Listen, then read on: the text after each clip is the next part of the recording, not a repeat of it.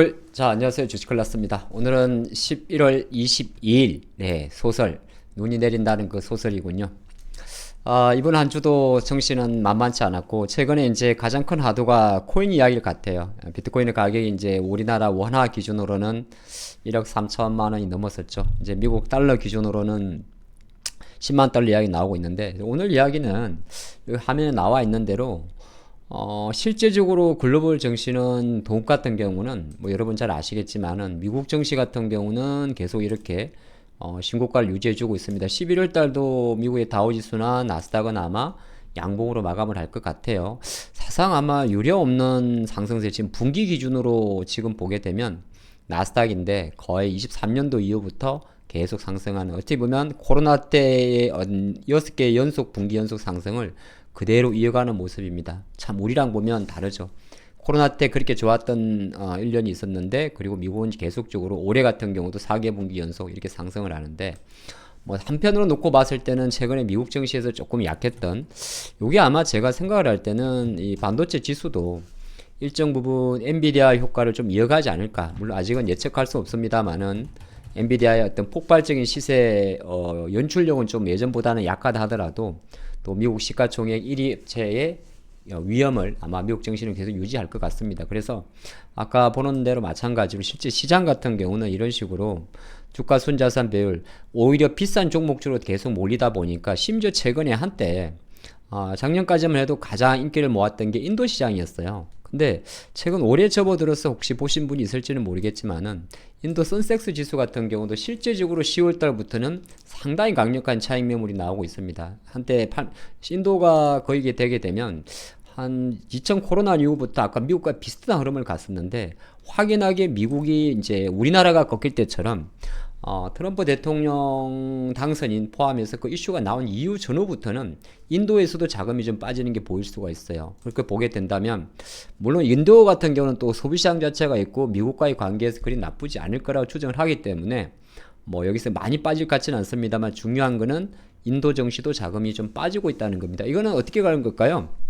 뭔가 문제가 있어 빠지는 건 아닐 거예요. 아까 여러분들이 많이 아시겠습니다만, 돈이라는 거는 가장 중요한 게 뭐 많이 보시겠지만 가장 강력한 쪽으로 몰리지 않겠습니까? 우리가 미국 증시를 이렇게 흔들릴 때도 보면 항상 여기 큰 친구들, 마이크로소프트나 애플이나 아마존이나 테슬라나 구글이나 메타나 엔비디아는 흔들리질 않습니다. 그리고 이제 미국 증시는 워낙 강하다 보니까 이렇게 조그만한 잔잔한 종목들까지도 많이 상승하는 그림이 있고, 또 이런 그림에서는 아무래도 현재 상태에서의 뭐 지금 요런 비트코인의 랠리도 지속이 되기 때문에 제가 생각할 때는 인도, 일본, 중국, 한국 전부 다 글로벌 기술 기준으로서는 코인보다 못하다는 말은 이제 너무 지나친 어떤 그런 게 될 수가 있고, 어쨌든 미국 증시 강세력 흐름은 계속되고 있기 때문에 이런 흐름에 놓고 봤을 때는 우리나라 투자가 입장에서 놓고 봤을 때는 역시나 미국 증시에 대한 어떤 관심과 비중을 높여드리는 게 사실이고, 하지만 그럼에도 불구하고 미국 증시가 강하다고 하는 거는 한편으로 놓고 보면 다른 데가 좀 약하긴 한데 급락은 안 한다는 겁니다. 우리나라 한국 증시 기준 놓고 봤을 때는 이번 한 주도 사실 작게 보면 아쉽죠. 그래서 월봉을 똑같이 보게 되면 분기 기준으로는 한국 증시는 지난 7월달 이후부터 올라오지 못하고 있긴 있는데, 다른 한편을 놓고 봤을 때는 미국 증시가 상당히 견조하기 때문에 일각에서 그런 말이 있지 않았어요?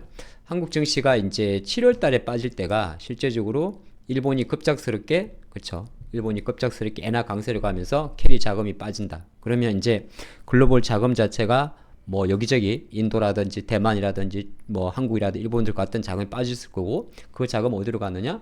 미국으로 갔겠죠. 예를 들어서 강한 거, 돈은 원래 강한 데로 가니까. 그러다 보면 이제 최근에 또 이런 이야기도 있었어요. 한 10월달 전후에 중국이 갑작스럽게 많이 올랐지 않습니까?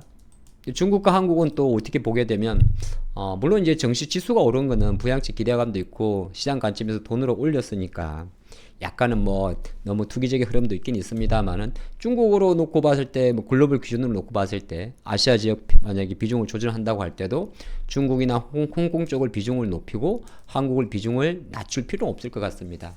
어떻게 보면 다 동일해진 거죠. 못난 이들이 동일해졌다는 게 좋은 뜻은 아니지만은 지금 홍콩 증시와 중국 증시도 최근 11월 달에 상당히 뭐 강도 높은 부양책도 있고 이런 이슈가 있습니다만은 딱 시장만 놓고 보면 사살 빠지는 모습이고, 중국 같은 경우는 이렇게 폰토를 보잖아요. 폰토를 보면은 사실 우리가 말할 때 뭐 부양책 뭐 이런 게 이렇게 보는 거고, 자금적인 관점에서는 홍콩보다도 중국 폰토보다도 외국계 자금의 진출입이 좀 유능한 홍콩을 보게 되는데, 홍콩도 조금 빠지고 있는 거죠. 물론 여기에는 이제 트럼프 당선으로 인한 불확실성도 있겠지만은, 근데 한 가지 또 재미난 건 뭐냐면 일본까지도 자금이 그렇게 올라가진 않습니다. 참 이상하죠. 지금 일본의 엔화 같은 경우는 여전히 154엔 정도를 하고 있습니다. 그러니까 뭔가 일본 시장에서도 엔화 약세라고 불러오면서 올라왔던 그 강세를 일리는 안 들어온다고 한다는 거는 지금 모든 시장의 자금 자체는 미국으로 몰렸다, 그게 나을 것 같고요. 그나마 대만 정도만 미국과 조금 비슷하게 가고 있습니다. 근데 이거는 시가총액의 차이 있을 수가 있어요. 대만 TSMC의 비중이. 그래서 오늘 이제 드린 이야기는 뭐냐 하면, 실제적으로 뭐 이렇게 됐기 때문에 한국 증시는 여전히 뭐 희망이 없습니다, 그런 걸 말씀드리는 건 아니고, 일단 글로벌 전체적으로 이렇게 미국하고 코인 정도 빼고 나서 심지어 인도까지 빠진다. 아마 저는 인도 이야기는 많이 안 했을 거예요. 인도까지 이렇게 빠진다고 생각을 한다고 놓고 보면은, 어떻게 보게 되면 우리나라 증시 입장에서도 외국인들이 조심스럽게나마 지금까지는 엄청나게 팔았지 않습니까? 그쵸? 진짜 많이 팝니다. 많이 팔고 삼성전자도 팔고, 물론 삼성전자에 대한 매도는 언제 거칠지는 알 수 없습니다만은, 조심스럽게 다시 이제 다음 주가 진행되면은, 오늘 하루만 보고 그런 건 아니고 일정 부분 외국인 투자가들이 삼성전자를 파는 강도도 예전 같지는 않을 것 같고, 약간은 국내 기업들 오늘 하이닉스에 매수 들어온 것 자체도 한편으로 놓고 보면 뭐 다른 내용도 있을 수가 있긴 있는데, 우리나라가 트럼프 대통령 당선이 되고 나서 실제적으로 하이닉스에 들어왔던 외국인 자금들도 꽤 많이 빠졌었어요. 근데 소폭 이제 다시 매수가 좀 유입되는 그 이름이고, 제가 알기로는 자동차주들도 또 자금이 빠졌었어요. 기아 같은 경우도. 이런 것들도 조금 들어오고 해서, 사실 국내 증시가 연기금만으로 매수를 한다고 해서 장을 버틸 수 있는 건 아니니까, 서서히 외국인 투자가들이 어떤 종목을 매수하는지를 조금씩 장중에 틈틈이 보신다면, 이제는 약간은 지난 시기보다는 지수는, 왜냐하면 지수도 조금 밀리긴 했는데 한편을 놓고 보게 되면은 약간 이제 자리가 잡는 그림이기 때문에 그 관점을 좀 보시면 좋을 것 같고, 아까도 조금 말씀드린 바와 마찬가지로 어디 갔어요? 항상 좀 이제는 지난주까지가 이제 연기금이 사는 종목들 위주로만 봤다면, 이제는 조금씩 외국인이 사는 코스피 종목입니다. 예, 코스닥 말고 외국인이 사는 코스피 종목들도 하나씩 여러분들 체크해 볼 필요가 있지 않나, 그런 생각을 해보겠습니다. 그렇게 보신다면 제 생각에 다음 주 증시가 급반등은 차치하더라도 어느 정도 이렇게 조심스럽게 돌다리 두드리는 하면서 뭐 지수가 조금 상승하고, 대신 이런 장에서는 어떤 전략이 필요하냐면, 기존에 많이 올랐던 종목들은 많이 못 갈 수도 있고, 예를 들어서 약간은 빠진 종목들이 조금씩 반등하는 그림이 나옵니다. 근데 그게 대형주보다는 개별주에서 조금 가벼울 수가 있어요. 지금은 대형주가 좀 많이 빠진 종목들 같은 경우는 좀 때를 갖고 기다리는 게 맞는 거고, 뭐 말씀이 나올게 망정이지, 만약에 뭐 SDI 같이 이렇게 대형주가 많이 빠져 있어요. 그쵸? 그리고 뭐 아까 봤던 대로 자동차도 많이 빠져 있으면 이제 조금씩 천천히 저점을 높이는 과정을 보면 좋고, 또 거꾸로 대형주인데 원래 좀 힘이 좋았는데 주가가 행보를 하고 있습니다. 뭐 예를 들어서 현대로템이나 이런 기업들이 있으면, 이런 기업들은 항상 뭐 언제 빠질지 걱정하는 건 아니고, 일정 부분에 힘이 좀 딸리는, 힘이 강할 때는 현대로템이나 예를 들어서 HD 현대인력이나 이런 식으로, 이거 말고요, 조선이, 이런 애들이 계속 돈이 들어오면서 시세를 많이 내주는데, 거꾸로 놓고 보게 되면은 굳이 이제 자금이 제한적이고 아까 말했던 대로 돈이 다 빠지고 미국만 강화하잖아요. 그러면은 이제 큰 돈보다는 찬 돈만 밑에서 조금 치는 그림이 나옵니다. 예, 그런 그림으로 나오기 때문에 아마 그 관점으로 조금 장을 보시면 좋을 것 같습니다.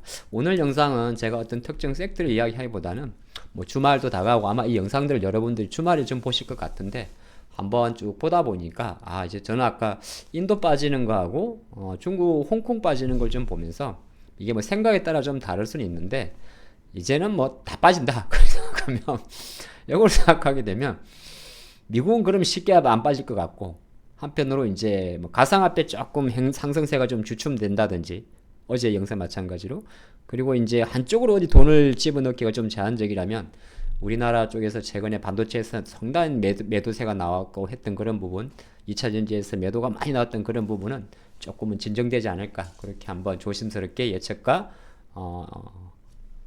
전망과 기대를 해보도록 하겠습니다. 다음 영상에서 뵙겠습니다.